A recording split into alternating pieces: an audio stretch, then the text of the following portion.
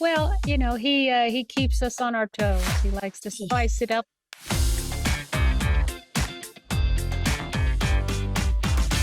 See, I got a candle and it burns so bright in my window every night. Well, it's old, I know it, but I can't let go.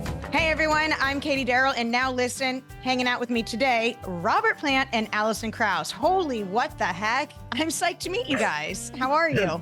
Okay, good, thanks. Yeah, great. It's been a busy morning. From what I understand, you've been rehearsing and getting prepared to head out the door and do the tour thing, huh? But not today. This is particularly and strictly only for you that we are here. I know, I say.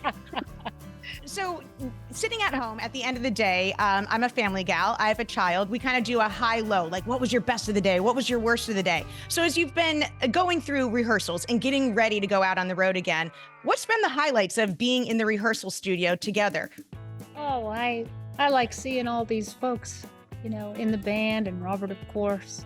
It's always a surprise one after the other with Robert, so it's not dull. You can spend the rest of the year doing anything else, but it's never going to be anything like this. She's very patient. I mean, you get off a plane and you come into Nashville and you walk into this room, and it's the creme de la creme of groove mongers, if you like, playing.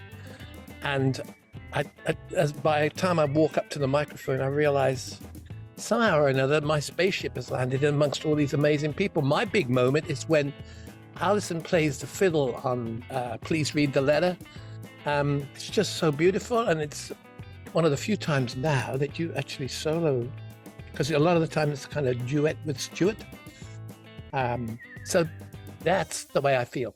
Robert, you just brought up something pretty interesting. You talked about walking to the microphone. And I know in the past you've mentioned walking to the microphone, being side stage, getting to center stage, and the nerves set in. I'd like to talk to you both about not those nerves getting onto the stage, but the adrenaline after. What does it feel like at the end of a show when you are walking from the microphone backside stage? It feels like gin and tonic, really. It's just... I feel spent because it's got a big end to this, what we do. And it's quite dramatic and emotive. And that's what I'm going to say. What do you think? Oh, well, he keeps us on our toes. He likes to spice it up. And so, that's a bit rich. It's I tell you. Come on, give me one more try. Searching, baby. Searching for my baby. I'm searching for my love. Well, Alison, before this whole perfect pairing came together, what did you think of Robert Plant before you got to know Robert Plant, the person? Well, I suppose from MTV was my introduction to him. The mullet. I don't know why you always talk about that.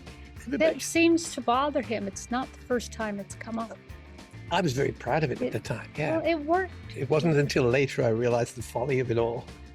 Well, anyway, so I knew him during the mullet, and my brother and I, we would watch him come on MTV. And then when we met years later, I really didn't know what we were going to be dealing with. And then he talked about Ralph Stanley.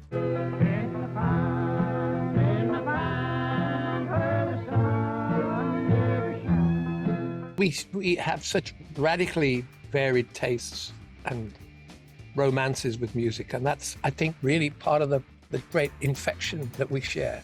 It's good. Do you feel that it's almost a music lesson when you guys are together, because it's almost, oh, have you heard this? What about so-and-so? Have you worked with such and such? Are you sharing so much information that you feel schooled at the end of the day? Yeah, I mean, there are things that he's played me, Egyptian folk music and, music from Morocco, and things I wouldn't even have ever come across in my, just through the years that I've been playing music. And I thought, oh, you're missing a whole other section of the world, that I didn't know anything about. And it works the same way for me. Yeah, it's true. I mean, I think when we, as we started to develop this sort of mutuality, and on the first tour that we did together, it was really tentative to see what this was going to be like, you know. And as in the studio, it opened into this strange and exotic thing for both of us as singers, and with these incredible musicians. By the time we got on the road and we ended up at Hardly Strictly Bluegrass and stuff like that in San Francisco, there was this whole panoply of amazing musicians, and the tempo and the heat of the music was so different to Sonic Youth and stuff that I was really grooving with then. So I've learned all the time, and then I started to learn more and more about the various, well, it's just that your world, you know. And if I shouldn't bear my soul, would you still care for me? Would you still care for me? Would you still care for me? Oh. There are so many classic rock and legacy bands out there, still touring, still kicking butt, right? Mick Jagger dancing around, doing his moves and everything. Do you think that pairing up with Alison has Got me off the hook. Has it made you more relevant in today's current music, and given you a different type of fresh breath to different generations and fans? Relevance is a very personal thing. You have to be able to, you know, that's why we came back after all those years of being apart.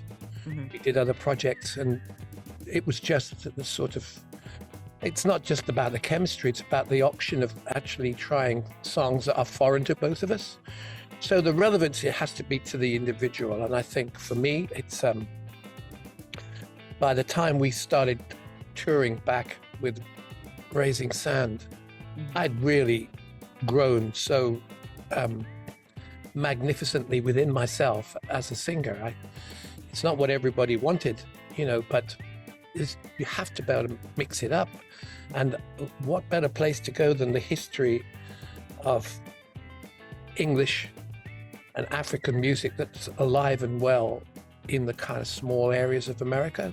I think you've got to move on. You've got to keep yourself stimulated with what you do. And so that's the great thing about coming back together and going apart and coming back together, is we go off and gather more fuel. Well, it certainly keeps your brain active, right?